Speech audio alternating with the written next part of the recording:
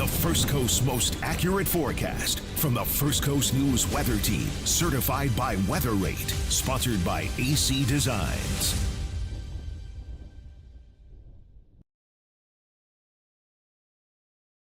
This fairly large, significant rainmaker and storm system, really the whole way across the country, pretty much since really Monday morning. It's brought sleet and freezing rain and snow to portions of the southern plains and upper Midwest. Places like Oklahoma, Arkansas, Kansas saw a coating of freezing rain, now just kind of icing the entire portion of that part of the country. Snow to portions of Missouri, Kentucky, and even further northward up into kind of the Ohio River Valley.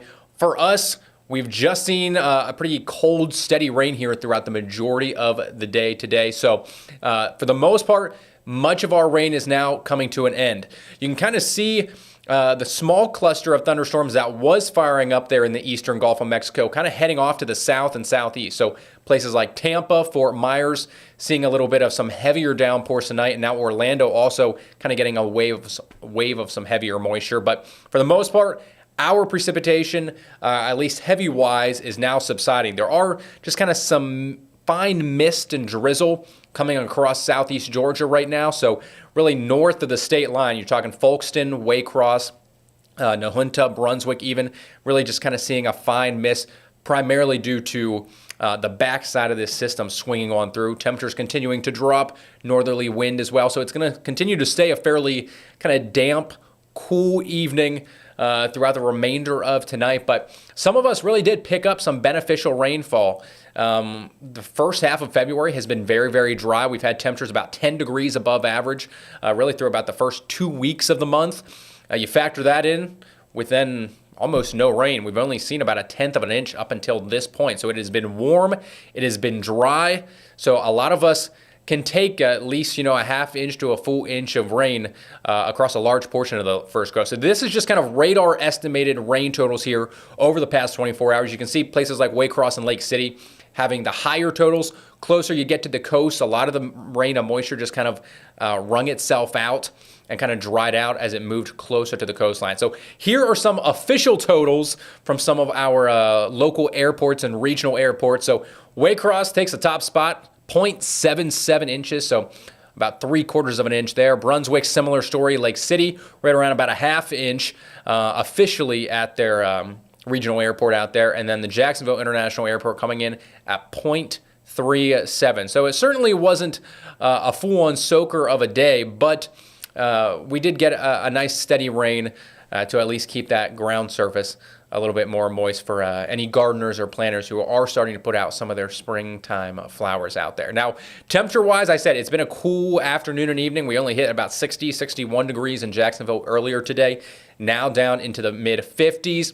The winds have shifted out of the north and northeast, so it's going to continue to pull in much colder and even drier air than overnight tonight and into tomorrow. So that's just going to add an extra chill in the air. And you'll notice that here as we look ahead kind of on the future radar or the future cast, the winds continue to really shift that direction out of the north, then out of the northwest. So that's really going to advect in a lot of cold, polar, dry air that a lot of folks further off to our north have really been experiencing now for about the last 12 to 18, even 24 hours in some locations. So drier skies expected tomorrow as our temperatures will continue to drop. And I really just want to take a quick look at how cold some of these temperatures are well off to our north. You think, 56 in Jacksonville, yeah, that's a chilly evening.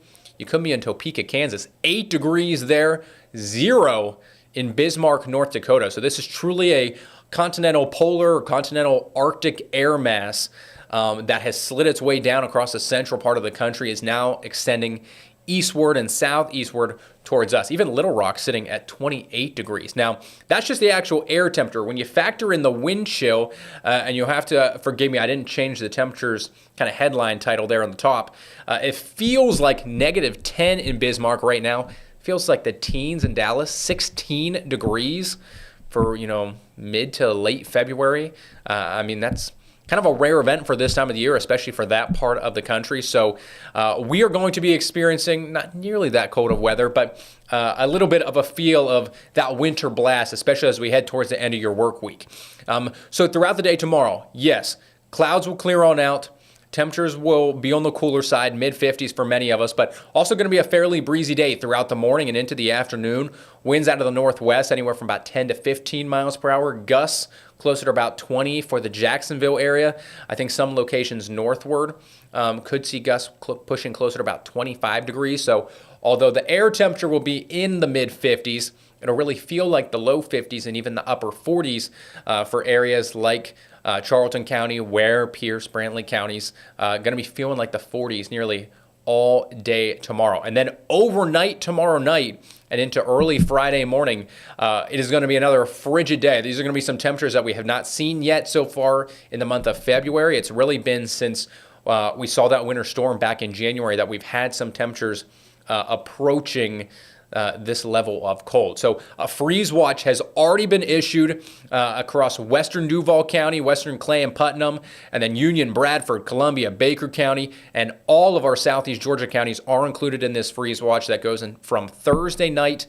until Friday morning. So really kind of think about midnight until 8 to 9 a.m. Friday morning. That freeze watch is going to be in effect. This will eventually become a freeze warning.